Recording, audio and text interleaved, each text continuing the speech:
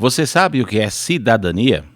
Hoje vamos falar sobre isso, um tema tão antigo, mas poucos sabem o que é. É um assunto que sempre aparece em época de eleição, na boca dos políticos, e depois desaparece assim como eles. E para conversarmos um pouco sobre essas questões, contamos com a presença dos estudantes de jornalismo da Fapcom, Carolina Keiko, Marcos Vinícius, Luciene Justino, Patrícia Rezende e Paula Espínola. Bom dia! Para vocês, o que é cidadania? Cidadania é o exercício dos direitos e deveres civis, políticos e sociais estabelecidos na Constituição. Uma boa cidadania implica que os direitos e deveres estão interligados e o respeito e cumprimento de ambos contribuem para uma cidadania mais equilibrada. Exercer a cidadania é ter consciência de seus direitos e obrigações e lutar para que sejam colocados em prática. Exercer a cidadania é estar em pleno gozo das disposições constitucionais. Preparar o cidadão para o exercício da cidadania é um dos objetivos da educação de um país e deste nosso debate. Marcos, explica melhor como é essa relação entre direitos e deveres para o exercício da cidadania. O exercício da cidadania está constituído em 2 pontos: deveres do cidadão, votar para escolher os governantes, cumprir as leis, educar e proteger seus semelhantes, proteger a natureza, proteger o patrimônio público e social do país. Mas também os direitos do cidadão: direito à saúde, educação, moradia, trabalho, previdência social, lazer, entre outros. O cidadão é livre para escrever e dizer o que pensa, mas precisa assinar o que disse e escreveu. Todos são respeitados na sua fé, no seu pensamento e na sua ação da cidadania. O cidadão é livre para praticar qualquer trabalho, ofício ou profissão, mas a lei pode pedir estudo e diploma para isso. Só o autor de uma obra tem o direito de usá-la, publicá-la e tirar cópia, e esse direito passa para os seus herdeiros. Os bens de uma pessoa, quando ela morrer, passam para seus herdeiros. Em tempo de paz, qualquer pessoa pode ir de uma cidade para outra, ficar ou sair do país, obedecendo à lei feita para isso. Mas tem que entender que cidadania é a relação dos direitos e deveres do cidadão. Quando ouvimos a palavra acessibilidade, logo pensamos em pessoas com algum tipo de deficiência. Mas a questão é que possibilitar o acesso vai muito além desse grupo.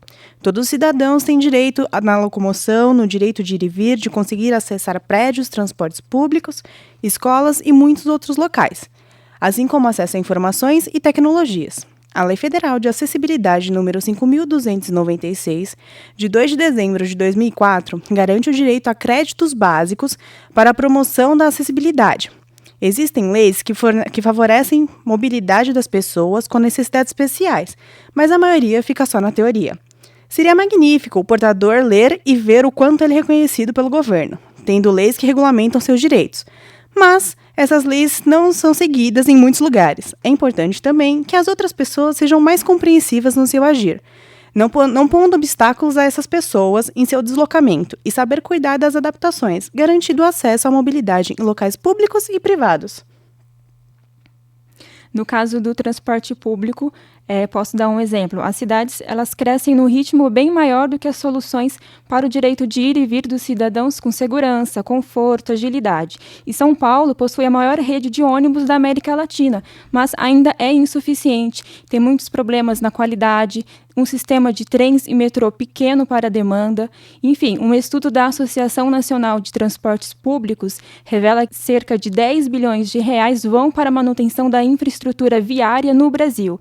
E desse número, 77% do investimento vai para o transporte individual, apenas 23% para o transporte coletivo. Então, apesar de o transporte coletivo ser mais eficiente em muitos aspectos, ser mais usado, ele não é priorizado pelo poder público e, por isso, está defasado. Enquanto isso, o cidadão sofre, tem prejudicado o seu direito de ir e vir, porque chega atrasado no compromisso, seja no trabalho ou no estudo, perde muito tempo no caminho de ida e volta e tem um desempenho ruim e fica estressado. Mas também não podemos deixar de falar que tem acontecido uma pequena, mas de certa forma uma evolução no transporte coletivo, que é a gratuidade. Graças a um maior engajamento da população em busca dos direitos, atualmente cerca de 40% dos passageiros de ônibus de São Paulo contam com algum tipo de gratuidade, sejam estudantes, idosos, deficientes, categorias trabalhistas. E ainda tem o passe livre estudantil, que engloba cerca de 500 mil estudantes. Enfim, ainda tem muito a melhorar, mas não deixa de ser uma vitória da cidadania. A impressão que eu tenho é que, no caso do transporte público, fica muito mais nítida essa relação de direitos e deveres não cumpridos, não muito bem trabalhados. Tem até um adesivo nos ônibus diz que o transporte é um é um direito do cidadão, dever do Estado. Como é que vocês observam isso? Bom, voltando para o transporte, então, essa semana, Gilmar Tato, secretário municipal de transportes, disse que a grande dificuldade para atrair novos investidores e empresários de ônibus que não atuam em São Paulo é devido à falta de encontrar espaços suficientes para as garagens. Ele disse que os decretos do prefeito Fernando Haddad, que transformaram as garagens em áreas de utilidade pública para possível desapropriação, não significam que o poder público vai assumir o sistema, mas sim uma medida no atual processo de licitação do sistema que visa atrair investidores. Isso no caso do ônibus, que ainda é o principal meio de locomoção do brasileiro. Mas ainda tem o metrô e os trens, que em São Paulo são administrados pela Companhia Paulista de Trens Metropolitanos, a CPTM, que são piores, ao meu ver, que o metrô, mas que é menos especulado que o metrô. Aliás, semana passada aconteceu um evento em São Paulo, no qual o palestrante Ricardo Montezuma, arquiteto e urbanista internacional, discutiu como viver sem carro em São Paulo. Acho que o caminho para o Brasil é esse. Ele precisa urgente de bons exemplos, mesmo que seja buscar exemplos fora.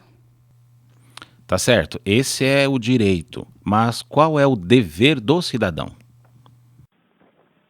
Bom, Ederaldo, primeiro eu quero te agradecer, né, por estarmos aqui tratando de um assunto tão importante para nós cidadãos.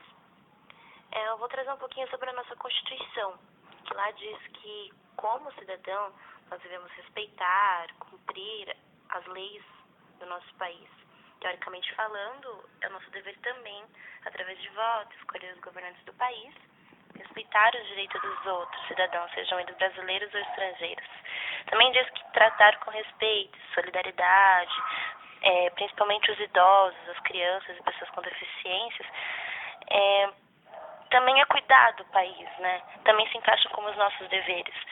Mas falando sobre o que temos de direito, isso é nítido e também está escrito que é direito nosso a educação, moradia, trabalho, lazer e principalmente a saúde. Hoje a saúde é um dever que nos é estabelecido, mas não é exatamente de direito como deveria ser. Um exemplo próximo de nós aqui em São Paulo é que mais da metade da população depende do sistema público, só que passa por uma crise atualmente bem grande. Os problemas não são novos, né? Eles são comuns, que é a demora no atendimento, levam-se meses para marcar ou passar em consultas, faltam medicamentos, médicos, não há unidades de saúde em número suficiente, entre outros problemas. Outro exemplo aqui é a Santa Casa, que mês passado demitiu mais de 1.000 funcionários e, segundo o que saiu em nota, eles alegaram que foi necessário para garantir a sustentabilidade da instituição, que traduzindo para a nossa língua está faltando dinheiro. Então é bem difícil a situação aqui no Brasil quando se diz os deveres do cidadão, né? O que é cidadania. Porque na lei se diz uma coisa, mas na prática é bem diferente. Todas as pessoas são consideradas como cidadãos com os mesmos direitos? Depende de que se trata, pois no caso do imigrante que está no Brasil de forma legalizada, com visto em dia, ele tem direitos garantidos. E neste ponto é válido lembrar que ter o passaporte em mãos não é garantia de que a pessoa esteja de forma legal no Brasil ou em qualquer outro país. O passaporte é um documento de identificação para a pessoa transitar entre países. O que garante que a pessoa esteja autorizada a estar em um país como imigrante é o visto no passaporte, que geralmente tem um prazo estabelecido podendo ser renovado. O artigo 5º da Constituição Brasileira diz que todos são iguais perante a lei, sem distinção de qualquer natureza, garantindo-se aos brasileiros e aos estrangeiros residentes no país a inviolabilidade do direito à vida, à liberdade, à igualdade, à segurança e à propriedade. Estes são os direitos básicos garantidos, mas pela definição de cidadania, que inclui além dos direitos civis, os políticos, este último é vedado para o imigrante, pois no Brasil o estrangeiro ainda não tem direito a votar nem ser votado. Tá, então por que o direito à cidadania, que é garantido por lei, não acontece de fato? própria, baseada no que eu tenho visto na mídia e no que eu tenho estudado. Como já foi dito e repito, todos os brasileiros, independente da condição social, cor, etnia ou religião, possuem direitos e deveres. Então, os cidadãos, para eles exercerem sua cidadania plena, precisam conhecer e ter consciência da importância e colocar em prática os direitos, né? Não tem como falar de cidadania nos dias atuais sem tocar nos problemas que estamos enfrentando na área da economia e na área da política, principalmente na relação do Executivo e do Legislativo Federal. Qual a opinião de vocês sobre esse cenário que estamos enfrentando? Isso está previsto na nossa Constituição, que não me lembro muito qual que são os capítulos, e lá eles falam muito assim, tipo, dos direitos e deveres individuais e coletivos, mas que adianta estar escrito e nós não conhecermos a fundo. Nós precisamos conhecer o que está nos sendo dito para usufruir disso. Claro, não estou dizendo que a lei não é cumprida por culpa nossa. Não, imagina. Mas se conhecêssemos um pouco mais as coisas do nosso país, não aceitaríamos tanta bandidagem e injustiças. Hoje somos comandados e tudo é nos imposto. Naquela parte que fala que temos liberdade de expressão, de pensamento, que não podemos ser tratados de forma desumana ou degradante, na nossa realidade atual, isso são só palavras. Na minha visão, para que a lei seja cumprida, é necessário que levemos a sério o nosso país, eu digo nós, cidadãos. Temos que parar de ficar cobrando dos políticos um pouco e começar a colocar o nosso papel de cidadão em prática. Talvez as coisas comecem a mudar. Eu estava passando na rua e vi uma frase que falava assim, para mudar o mundo, precisamos do mundo todo. E para mudar o Brasil, a gente precisa do Brasil todo, não somente de atitudes da política, né? Eu agradeço então a presença de vocês aqui, alunos da Fapcom, para esse debate sobre cidadania, um tema muito importante para a nossa atualidade. Agradeço a audiência de todos vocês que estão nos ouvindo, um abraço e até a próxima.